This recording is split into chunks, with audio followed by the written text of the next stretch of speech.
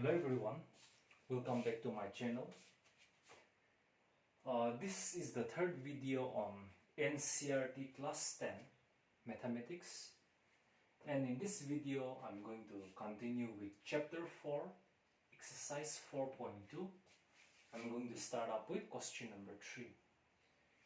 We have a word problem here, so we have to formulate this word problem in the form of quadratic equation, and hence we are going to solve that quadratic equation by the method of factorization. So find two numbers whose sum is 27 and product is 182. So in this question we need two numbers such that when you add them up it should be equal to 27, and when you multiply them the product should be equal to 182. So we have to find two such numbers. We do not know what are the numbers, okay? But it is given that the sum of the two numbers is 27. Sum is 27. The two required numbers, okay? Two required numbers, their sum should be equal to 27. That means when you add those two given numbers, their sum should be equal to 27. In that case, if I take the first number to be x,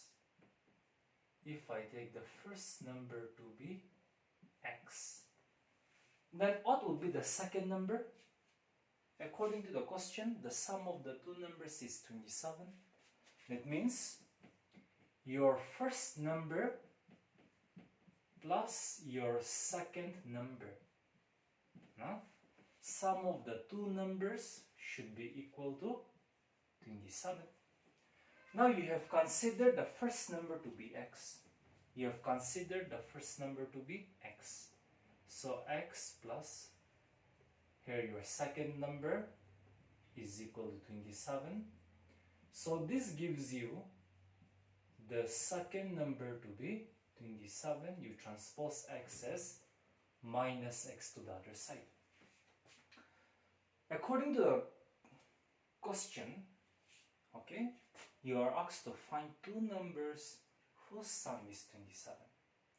Now since you do not know what are those numbers, so if you take the first number to be x, the second number comes out to be 27 minus x. So let the first number be x and your second number be 27 minus x. So these are your two required numbers, okay? If we assume the first number to be x, now it's given that the sum of the numbers is 27, means your first number plus your second number is 27. Now first number, if you assume to be x, then the second number is 27 minus x. So your first number is x, your second number is 27 minus x. It's also given that their product is 182. Means the first number, the product of the first number, that is x, and the second number 27 minus x. Their product should be equal to 182. So according to the question, first number multiplied with the second number.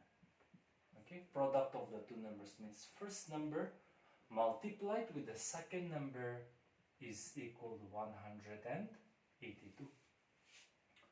Now if we evaluate x times 27, 27x minus x times x, x squared is equal to 182. This implies 27x minus x squared. Now 182, if you transpose it to the left side, we have minus 182 is equal to 0. Now let us rearrange. We need to write the term containing the highest power to the first position. So minus x squared is the term containing the highest power.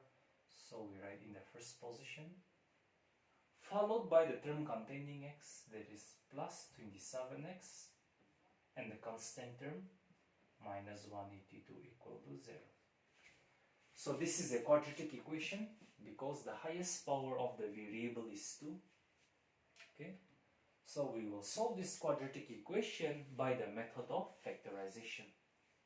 But in order to solve it by the method of factorization, usually the first term should be kept positive. But since here your first term, that is the term containing containing the highest power, okay? Your first term here is the term containing the highest power. It's usually kept positive, but since it is negative here, so we have to remove this negative sign. So in order to remove this negative sign from the first term, we will multiply both sides by negative sign. Then in that case, minus minus times is plus x squared, minus times plus is minus 27x, and minus minus is plus 182 equal to 0. Now your first term is now made positive. So we are going to solve this by the method of splitting the middle term. Here the coefficient of x squared is 1.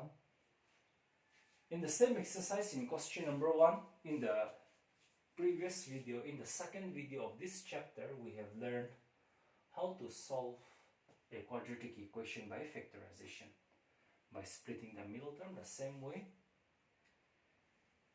We are going to multiply the coefficient of x squared and the constant term that gives us the product. Product means we multiply the coefficient of x squared and the constant term, which is 182. And the middle term, coefficient of the middle term is minus 27. So we consider only the numerical value. You don't consider this negative sign. No, just consider the numerical value only. Then the coefficient of x is 27. So your sum should be 27. Now we will factorize the product. 2 9 times is 18. 2 1 times is 2. Every step you stop and check.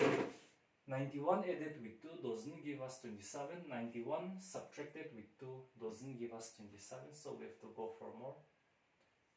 7 1 times is 7. 7 3 times is 21. So 2 7 times is 14. 14 plus 13 gives us 27. Okay. So x squared, this negative sign as it is, and instead of 27x we can write 14x plus 13x, because 14x plus 13x gives us 27x. 14x plus 13x,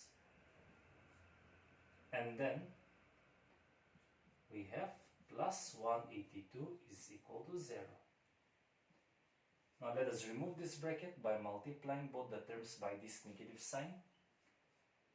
X squared minus 14x minus plus minus 13x plus 182 is equal to 0. So we have 4 terms altogether. Let us make them into pairs. Okay, we have 2 pairs. From the first pair we have x in common. So from the first pair, if you take x common, then from x squared, if we take x common, then we have only 1x minus, from 14x, if we take x common, then we have only 14. Now since this is negative sign, so we write here negative sign. From the next pair we have 13 in common, because 13 14 times is 182. So taking 13 common, okay, we have taken negative as common also. From 13x, if we take out 13, we have only x. Now minus minus minus into minus gives us plus, right? And 14 times is 182. This is equal to 0. So this implies now from both of these terms we have x minus 14 in common. So we can take x minus 14 as common. So if we take x minus 14 as common, then we have x left here minus, if we take x minus 14 as common, we have 13 over here, which is equal to 0. So what do we get? Product of two terms is 0. Means either your first term is 0 or your second term is 0. This gives us x to be positive 14. This gives us x to be positive 13. Both the values of x are correct here. Okay. So the first number we have taken as x. So if x is your first number, which is equal to 14, then we need to find out the second number using 27 minus x. So either your first number is equal to x, which is obtained to be 14 in the first case, and your second number is 27 minus x. So 27 minus your x, we have taken it as 14, so that's 13. Or you can do it the other way. If you assume the first number x to be 13, your first number is x. If you take your first number x as 13, if you take your first number x to be equal to 13, then your second number will be given by 27 minus x. So 27 minus x, you have taken it as 13. So 27 minus 13, 14. So in both the cases, the numbers are 13 and 14. Okay? Here the numbers are 13 and 14. Here also the numbers are 13 and 14. So in both the cases, your answer is correct. So that completes question number 3. So we move on to the next question, question number 4. Find two consecutive positive integers, the sum of whose squares is 365. When we say positive integers, then we are talking about natural numbers. Your positive integers. Positive integers means your natural numbers. Okay, your natural numbers. Natural numbers, they are talking about the natural numbers. So natural numbers means numbers starting from 1, 2, 3, 4 and so on up to infinity, means they are uncountable number of natural numbers. But question is talking about two consecutive positive integers, means two consecutive natural numbers. Here we can see that 1 and 2 are consecutive natural numbers. 2 and 3 are consecutive natural numbers. 3 and 4 are consecutive natural numbers. Okay? So when we talk about consecutive natural numbers, then 99 and 100 are consecutive natural numbers. 999 and 1000 are consecutive natural numbers. Okay? So we have to consider, or we have to take two consecutive natural numbers such that the sum of their squares is 365, means square of the first natural number plus square of the second natural number should be equal to 365. Okay, sum of their squares means square of the first positive integer plus square of the second positive integer. That should be equal to 365. So, if I say x to be the first positive integer, means your natural number, your first natural number is x, then its immediate natural number, the next natural number will be x plus 1. Are you following that? If you take x plus 1 as your first natural number, then the next natural number will be x plus 2 and so on. If you take x plus 10 as your first natural number, then the next natural number will be x plus 11 and so on. Okay? So we need to consider two positive integers, consecutive, okay, whose the sum of whose squares is 365. So let's say that if you take the first positive integer to be x, then the next positive integer would be x plus 1. Okay, so we are going to consider these two numbers, okay, as your consecutive positive integers. So what I'm going to write here is, let the two consecutive positive integers be x. So you are considering your first positive integer to be x. Then the next positive integer can be obtained by adding 1 to the first positive integer. So that would be x plus 1. Alright? Now question says sum of their squares is 365. Means square of your first positive integer plus square of your second positive integer. Sum of their squares is 365. So according to the question, sum of their squares means square of the first positive integer plus square of the second positive integer, right? First number square plus second number square, sum of their squares is equal to 365. Now x square as it is. Now this is of the form a plus b square. So the formula for a plus b square is a square, a is your x, so a square twice ab, 2 into a x into b, 1. Okay, twice ab plus b square, so 1 square. That is equal to 365. Now x square plus x square gives us twice of x square, right? Plus 2 into x into 1, 2x. 1 square is 1. This 365 you can transpose it on the left side as minus 365 is equal to 0. So this is 2x square plus 2x. 1 minus 365 minus 364 equal to 0. Now this is a very large quantity. So what we can do is we observe that here all the terms are divisible by 2, right?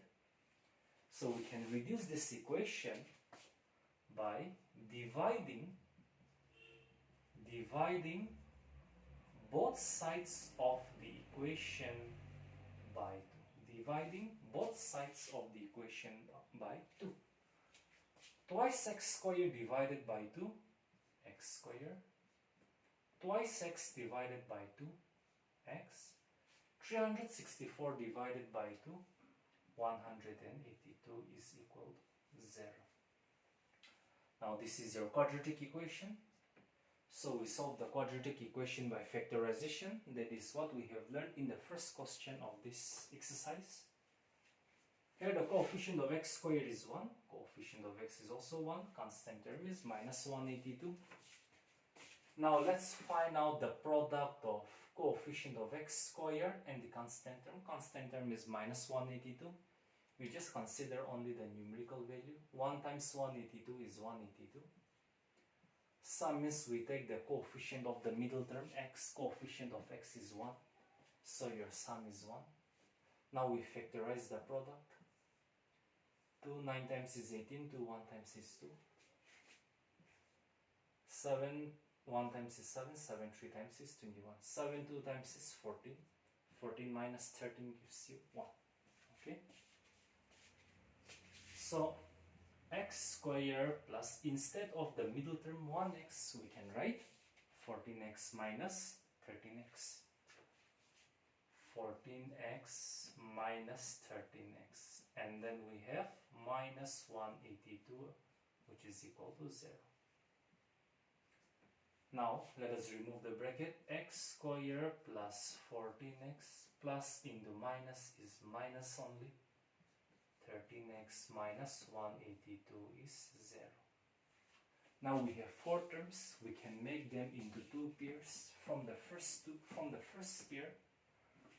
first pair, x square plus 14x, we can take x common. If we take x common, then from x square we have only x, and from 14x we have only 14 because you have taken x as common. This is negative, so we have to write negative over here. From the next 2 terms we have 13 in common because 14 times is 182. So you take 13 common. So since you have taken negative common, 13 common, so we have only x here. I'm going to write here positive because minus plus gives you minus. From these 2 terms you are taking negative common. If you take negative common, this term will become positive, and 14 times is 182 is equal to 0.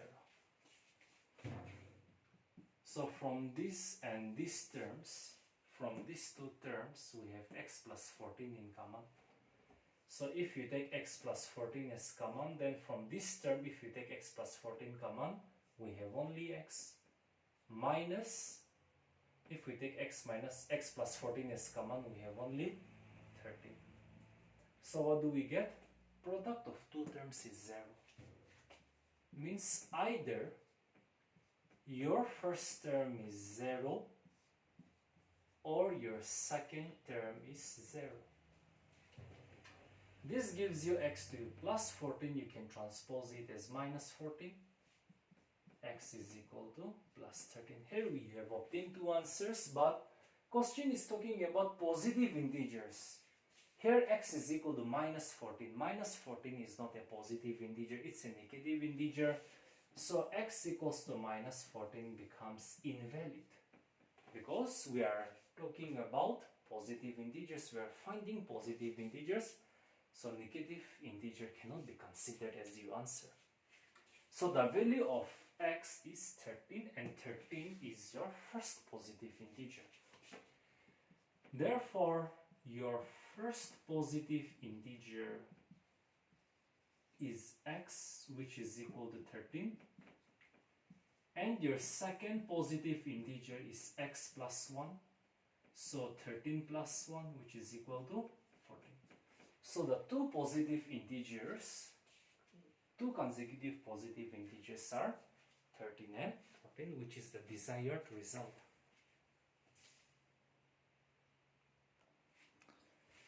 Now we shall proceed with the next question, question number 5. The altitude of a right triangle is 7 cm less than its base. If the hypotenuse is 13 cm, find the other 2 sides. Now in this case we need to draw a right triangle. Right triangle means a triangle in which one of the angle is 90 degree. That's a right triangle. So here is the 90 degree. Let's say that ABC is your right triangle. Okay? Here your triangle ABC is your right triangle. Okay?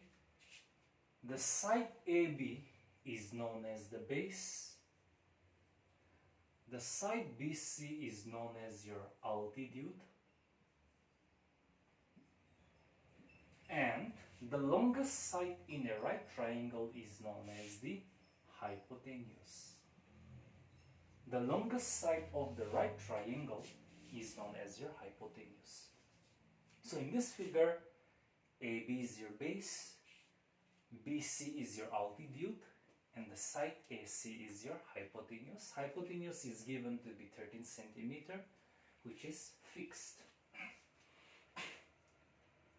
Hypotenuse is given to be 13 cm, which is fixed.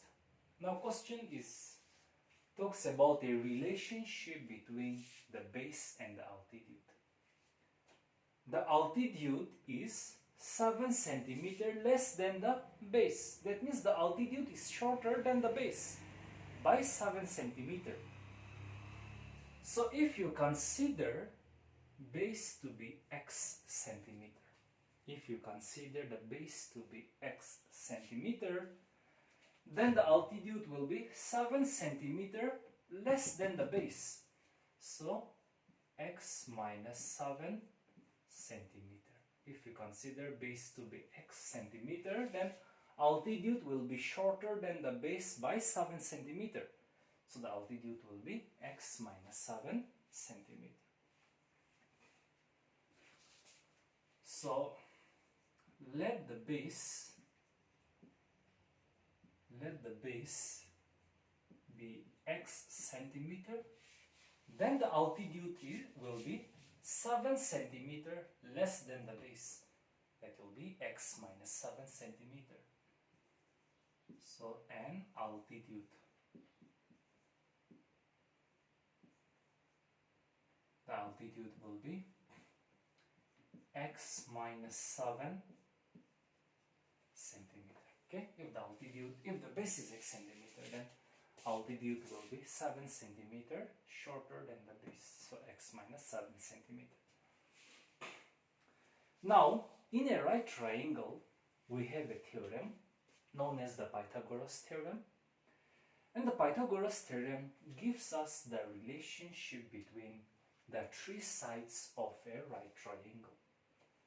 Okay, that relation is, in a right triangle, the square on the longest side, means the hypotenuse, is equal to the sum of the squares on the other two sides. Means hypotenuse square is equal to base square plus altitude square. That's the relation. That's the Pythagoras theorem. So in right triangle ABC, by Pythagoras theorem,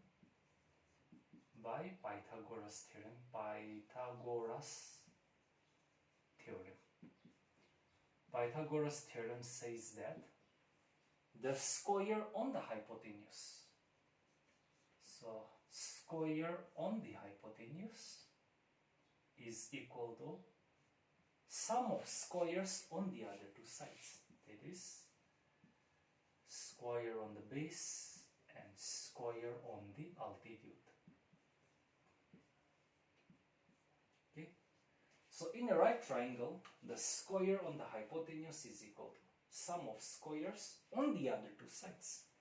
It is base and altitude, and that's what we require. Find the other two sides. So we need to find out the exact length of the base as well as the altitude. Now hypotenuse is given 13 centimeter. So I'm going to write 13 square. Your base is x, so x square. Your altitude is x minus 7. So altitude x minus 7n square. 13 square is 169. X square plus, this is in the form of a minus b square. So if you expand a minus b square, then we have a square. A is your x, this is your a, this is your b. So a minus b square, a square, minus twice ab, 2 times x times 7, twice ab, plus b square, that is 7 square, which is, okay, yes, that's all.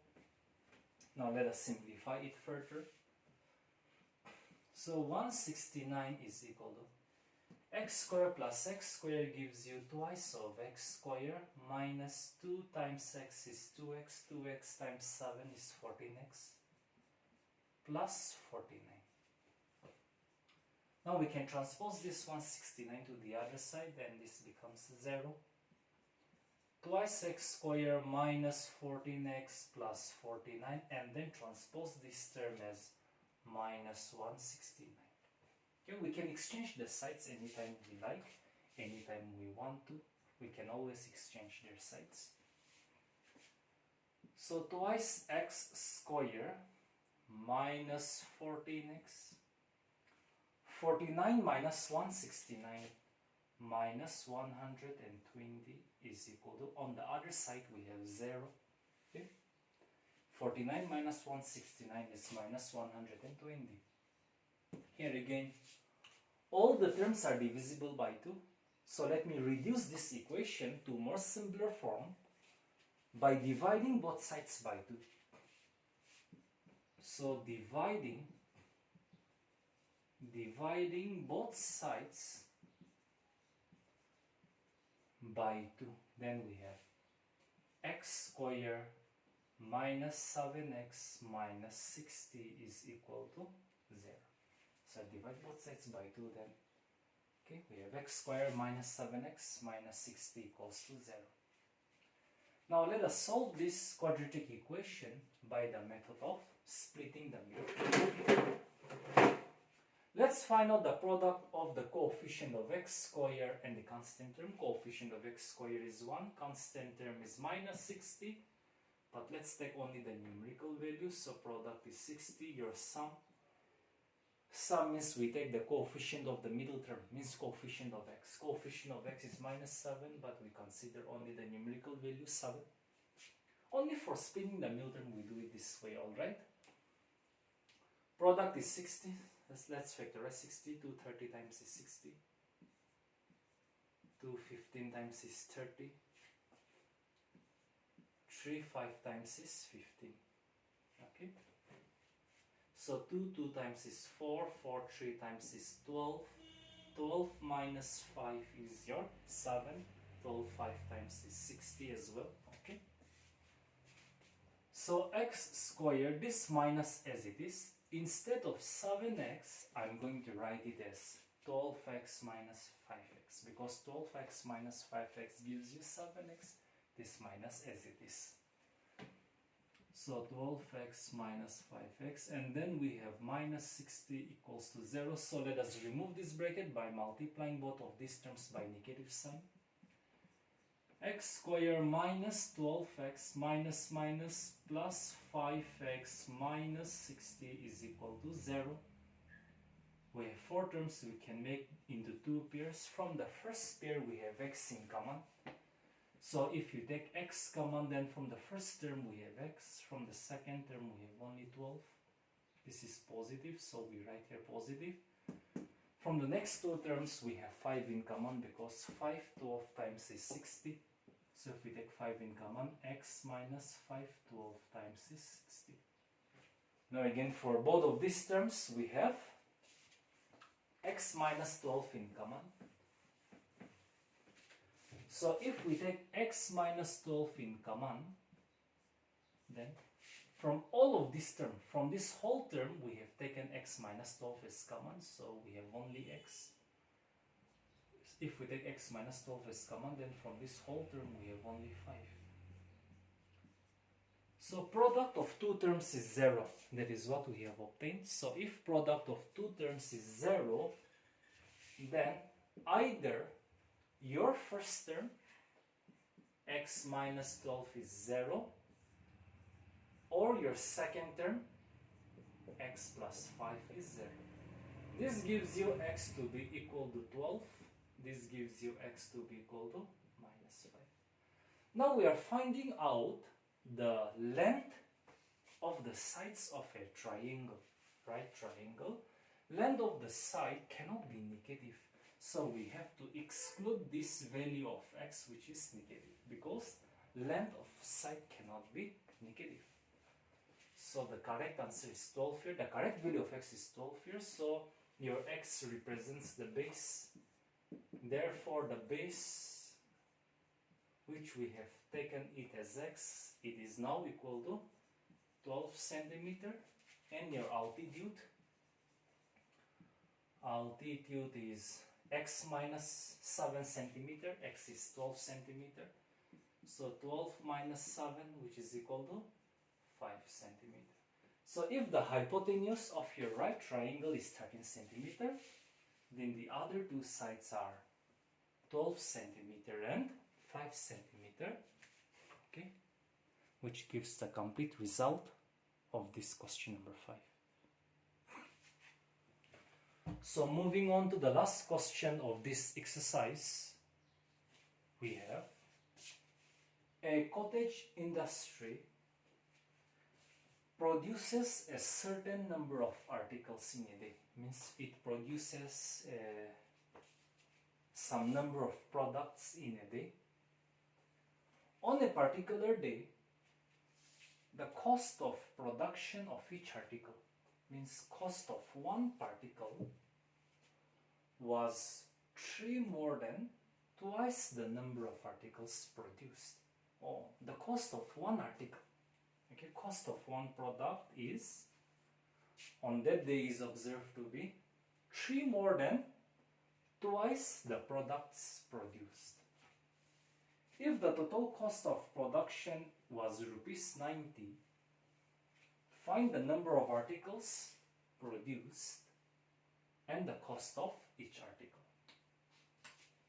You really need to find out how many articles was produced on that particular day. Okay, you have to find out the number of articles that is produced on that particular day.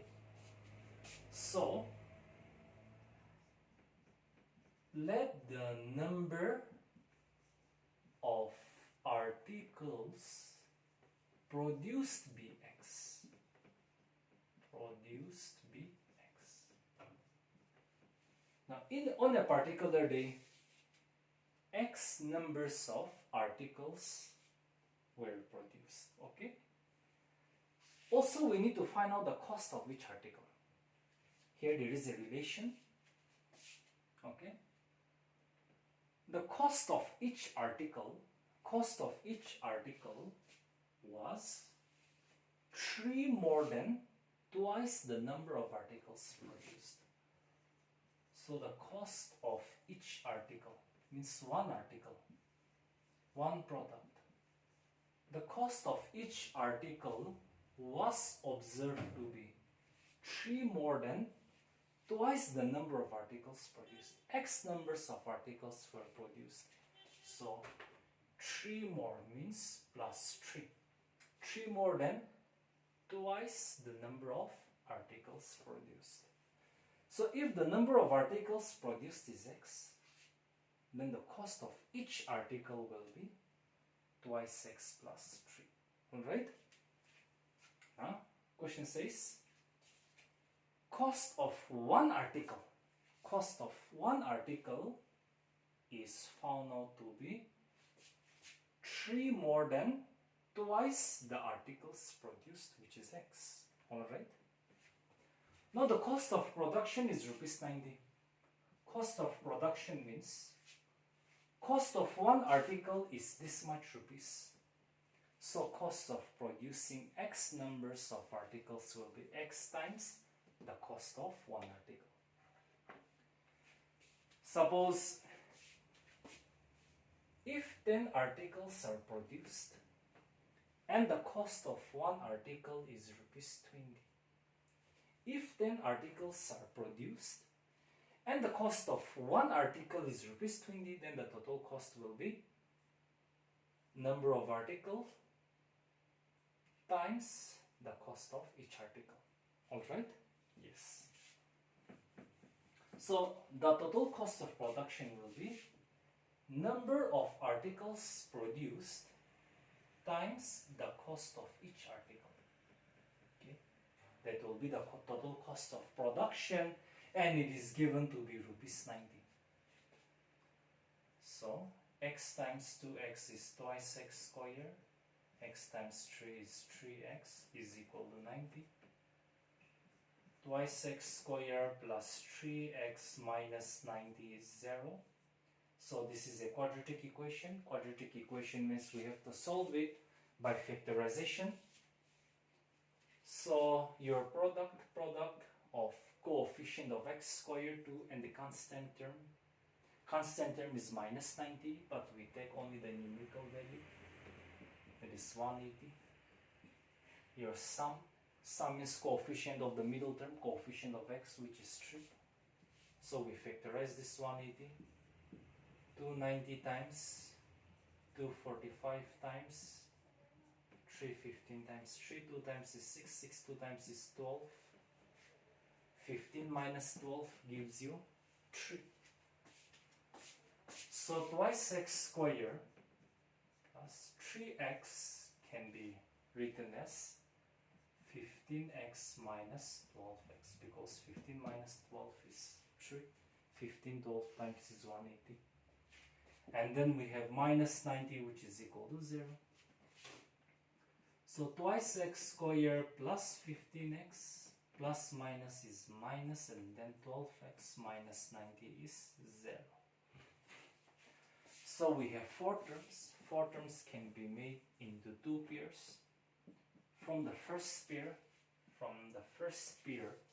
we have x in common. So if we take x as common, then from 2x squared, if we take x common, then we have only 2x.